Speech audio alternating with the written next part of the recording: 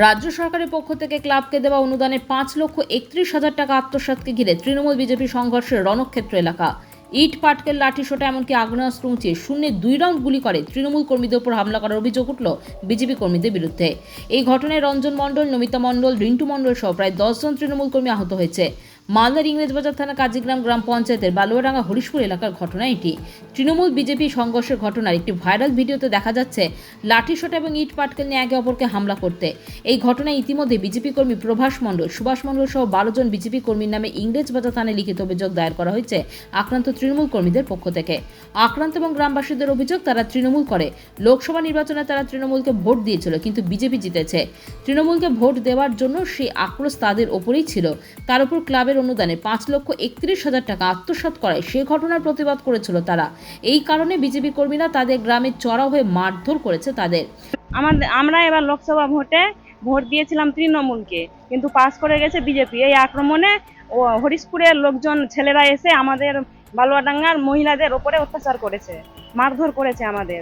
আর তাছাড়া আমাদের ক্লাবের 5 লক্ষ টাকা এসেছিল ক্লাব ঘর তৈরি করার জন্য। সে টাকাটা বুবাই প্রামাণিক আর পবন প্রামাণিক মিলে ওরা খেয়ে নিয়েছে, টাকাটাকে আত্মসাৎ করে নিয়েছে ওরা। আমরা এটা অন্যায়ের প্রতিবাদ করতে যেয়ে ওরা আমাদের সাথে মারধর করেছে। হ্যাঁ ছিল, বন্দুক ছিল, লাঠি ছিল, আর গোটা গোটা ইট ছুঁড়ে মেরেছে। আহত প্রায় 9 জন।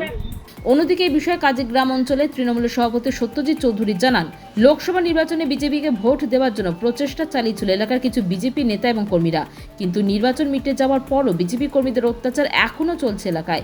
আজকে আমাদের 10 জন তৃণমূল কর্মীর উপর হামলা করা হয়েছে, লিখিত অভিযোগ করা হয়েছে। পাশাপাশি জেলা নেতৃত্বকে বিষয়টি জানানো হয়েছে।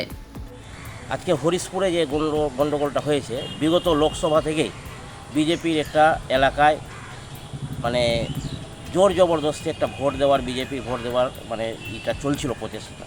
বিগত লোকসভা থেকে আজ অবধি বিজেপির একটা অত্যাচার আমাদের এলাকায় চলছে। হরিশপুরে যেটা হয়েছে, বিগত দিনে আমাদের মাননীয় মুখ্যমন্ত্রী মমতা ব্যানার্জির অনুদানের যে ক্লাবের টাকা 5 লক্ষ টাকা, সেই টাকাটা একটা ক্লাবে অনুদান পেয়েছিল। সেই ক্লাবের সেক্রেটারি সেই টাকাটাকে নষ্ট করেছে। এটাতে ক্লাবের ছেলেগুলো হিসাব চাইলে, তার প্রতিবাদ করতে গেলে হিসাবের দরুন হিসাব চাইলে তারা কিন্তু লাঠি সোটা নিয়ে এসে আমাদের তৃণমূল কংগ্রেসের 10টা কর্মীকে ঘায়েল করেছে। আজকে সবাই হাসপাতালে ভর্তি আছে।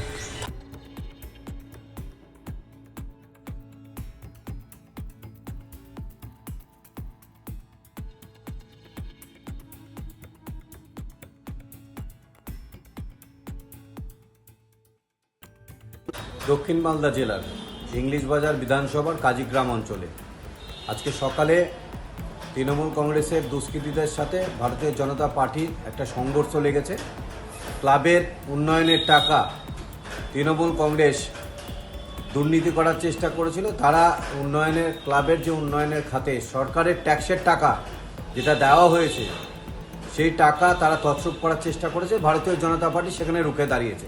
সার্বিকভাবেই আমরা পঞ্চায়েত ইলেকশনের পর থেকে দেখেছি যে আমরা এই লোকসভায় নির্বাচন, আমরা সিদ্ধান্ত নিয়েছি ভারতীয় জনতা পার্টি যে প্রত্যেকটা জায়গায় যেখানে যেখানে তৃণমূল কংগ্রেস দুর্নীতি করবে, ভারতীয় জনতা পার্টি আর চুপ করে বসে থাকবে না।